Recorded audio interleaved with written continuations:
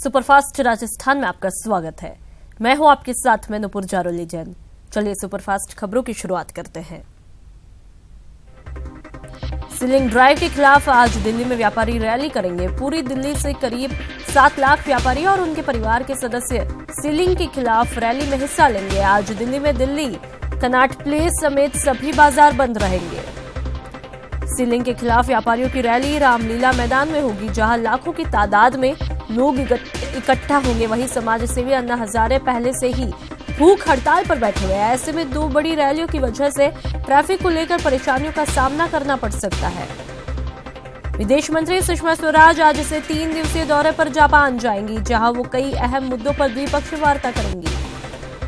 अयोध्या मामले को सुलझाने के लिए आध्यात्मिक गुरु श्री श्री रविशंकर आज लखनऊ जाएंगे, जहां विवाद सुलझाने के लिए नए सिरे से all India Muslim personal board के सदस्य मौलाना सलमान नदवी से मिलेंगे। इस मीटिंग में retire IAS officer Anees Ansari भी मौजूद रहेंगे। टीएमसी चीफ ममता बनर्जी आज सोनिया गांधी से दिल्ली में मुलाकात कर सकती है। सोनिया गांधी की तबीयत इन दिनों ठीक नहीं चल रही है, लिहाजा उनकी मुलाकात औपचारिक मुलाकात होगी। चुनाव में बगैर इजाजत डाटा शेयर करने के मामले में कैम्ब्रिज एनालिटिका के एक पूर्व कर्मचारी ने कांग्रेस को कटघरे में खड़ा किया।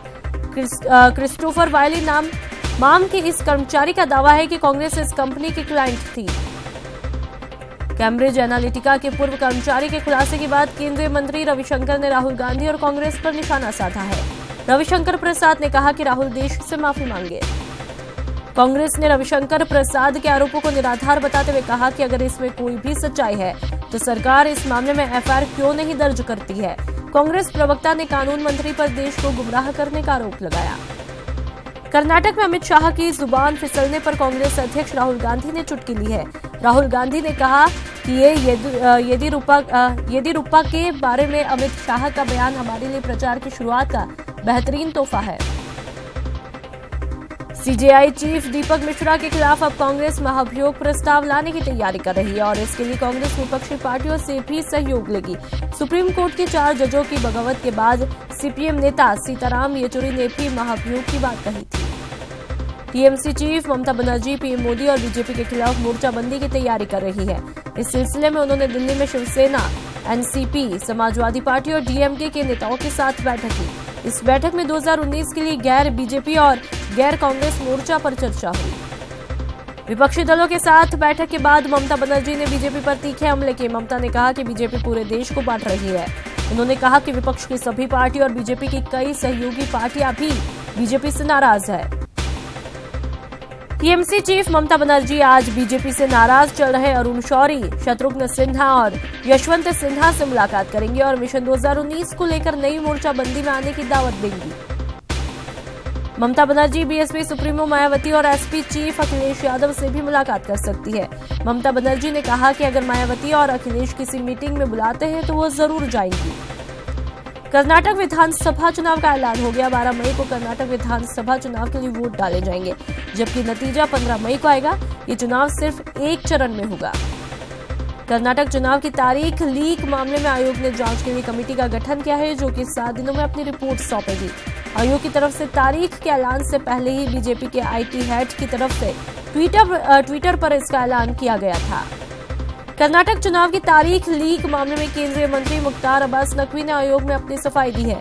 नकवी ने कहा कि बीजेपी IT हेड ने जो तारीख के बारे में ट्वीट किया था वो एक टीवी चैनल के सोर्स पर आधारित था। इस मामले को लेकर दिल्ली में सैकड़ों की तादाद में यूथ कांग्रेस के कार्यकर्ताओं ने विरोध मार्च निकाला। प्रदर्शनकारी इसके लिए बीजेपी के साथ ही चुनाव आयोग को भी जिम्मेदार बता रहे थे। सुप्रीम कोर्ट ने 2 बालिगों की शादी में खाप पंचायतों की किसी भी भूमिका को सिरे से खारिज कर दिया है। कोर्ट ने कहा कि खाप पंचायत या किसी भी तीसरे पक्ष का ऐसी किसी शादी में रोड़े डालना गैर कानूनी माना जाएगा। राम जन्मभूमि न्यास के सदस्य रामविलास वेदांती ने अयोध्या में राम मंदिर निर्माण को लेकर सरकार को चेतावनी दी है।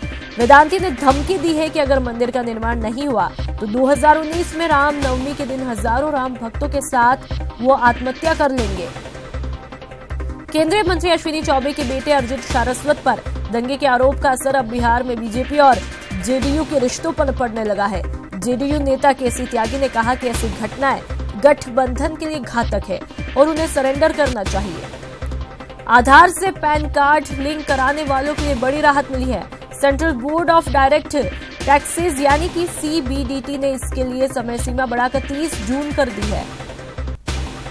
पंचकुला के सेशन कोर्ट में आज हनीप्रीत और अन्य आरोपियों पर आरोप तय होने पर बहस होगी। पिछली सुनवाई के दौरान हनीप्रीत और अन्य आरोपियों पर आरोप तय नहीं हुए थे। सभी आरोपियों को वीडियो कॉन्फ्रेंसिंग के जरिए कोर्ट में पेश किया जाएगा। चारा घोटाले में सजायाफ्ता आरजेडी प्रमुख लालू प्रसाद यादव की सेहत में अभी तक सुधार नहीं हुआ है, जिसके बाद उन्हें जल्द ही दिल्ली के एम्स लाया जाएगा। लालू को डायबिटीज, हाई ब्लड प्रेशर जैसी बीमारियां हैं। आज सेबी के निदेशक मंडल की बैठक होगी, जिसमें बाजार सुधारों से जुड़े कई मुद्दों पर विचार विमर्श किया जाएगा। खबरों के मुताबिक बैठक में एल्गो ट्रेडिंग ढांचे, दिवाला प्रक्रिया से गुजरने वाली कंपनियों के लिए नियमों में संशोधन और ऑडिटरों पर निगरानी बढ़ाने जैसे मुद्दे पर चर्चा होगी।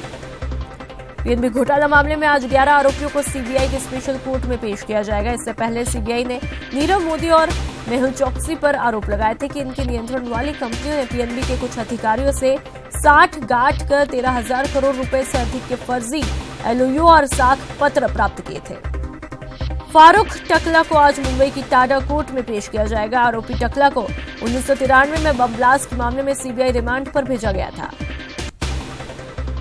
दिल्ली के रेडिसन होटल में घायल क्रिकेटर मोहम्मद शमी और उनकी पत्नी के बीच एक बार फिर ड्रामा देखने को मिला। आरोप है कि शमी ने पत्नी हसीन जहां से मिलने से इनकार कर दिया। हसीन जहां घायल शमी से मिलने आई थी। हैदराबाद की रचाकोंझा पुलिस के हाथों बड़ी कामयाबी हाथ लगी है। यहां पुलिस ने 110 किलो गांजा जब्त किया है। पुलिस ने गांजा के साथ ही 3 लोगों को भी गिरफ्तार किया है। गुजरात के वडोदरा में प्रिवेंशन ऑफ क्राइम ब्रांच ने एक ऐसे गैंग का पर्दाफाश किया जो कि बिजनेसमैन और व्यापारियों को लोन देने पर उनसे कमीशन के तौर पर ज्यादा पैसे ऐंठते थे।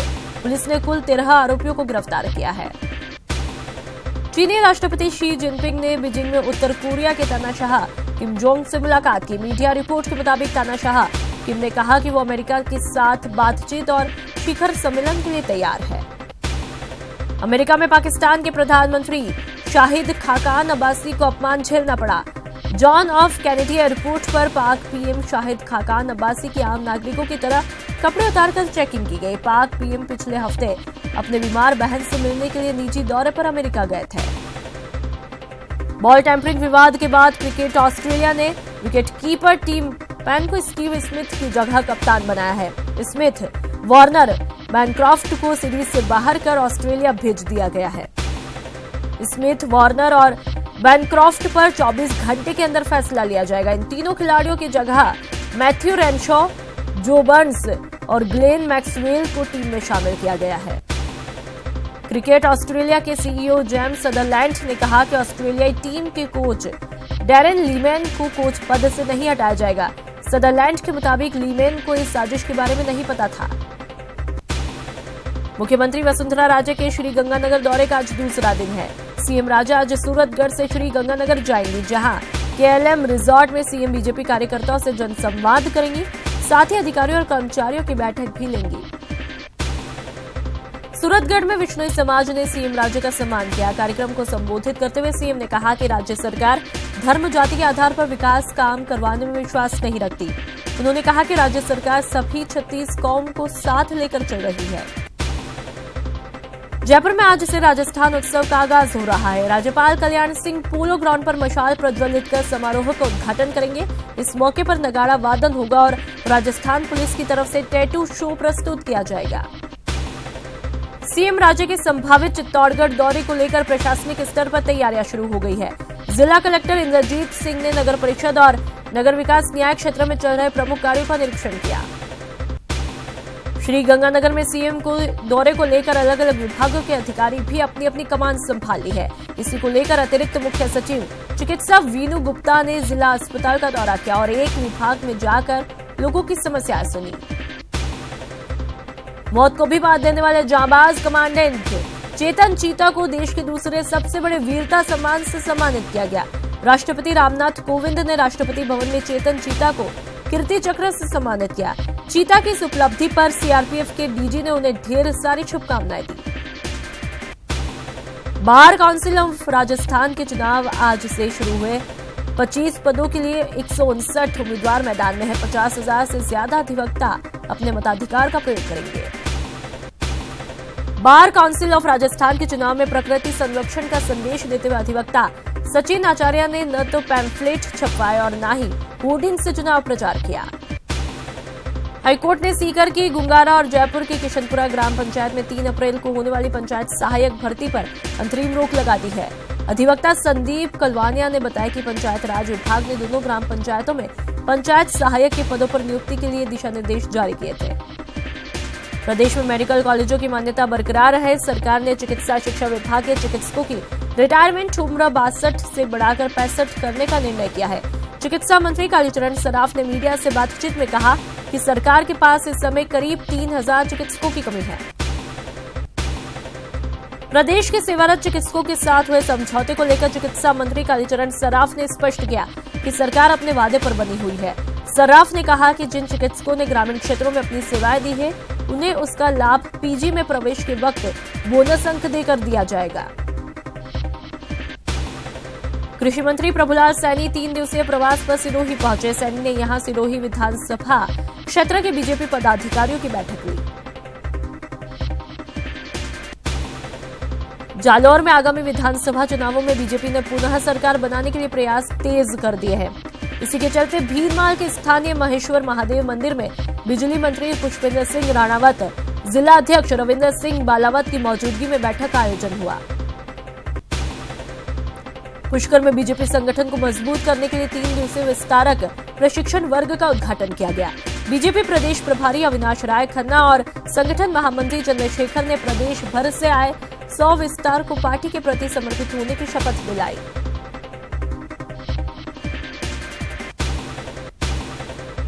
चित्तौड़गढ़ प्रांत के संघ की बौद्धिक समन्वयक बैठक विद्यानिकेतन विद्यालय में आयोजित हुई। बैठक में संघ के प्रदेश महामंत्री चंद्रशेखर को विधायकों के कार्यों से अवगत कराया गया। भीलवाड़ा के जिला कांग्रेस कार्यालय में अखिल भारतीय कांग्रेस कमेटी के सचिव तरुण कुमार ने कार्यकर्ताओं की बैठक ली, जिसमें जिला अध्यक्ष अनिल डांगी, पूर्व मंत्री रामलाल जाट सहित पंचायत राज व निकाय के निर्वाचित जनप्रतिनिधि और पूर्व पदाधिकारी मौजूद रहे। बीकानेर शहर में एलईडी लाइट लगाने को लेकर कांग्रेस पार्षदों ने प्रदर्शन किया। नगर निगम भंडार गृह में विद्युत अभियंता का घेराव किया और खरी खोटी सुनाई। आम आदमी पार्टी के राजस्थान मीडिया प्रभारी देवेंद्र शास्त्री ने कहा कि वो अगले महीने की शुरुआत से ही हर बीजेपी विधायक के घर के बाहर मटका फोड़ प्रदर्शन करेंगे और इसके बाद वो कांग्रेसी विधायकों के घर के बाहर मटका फोड़ेंगे।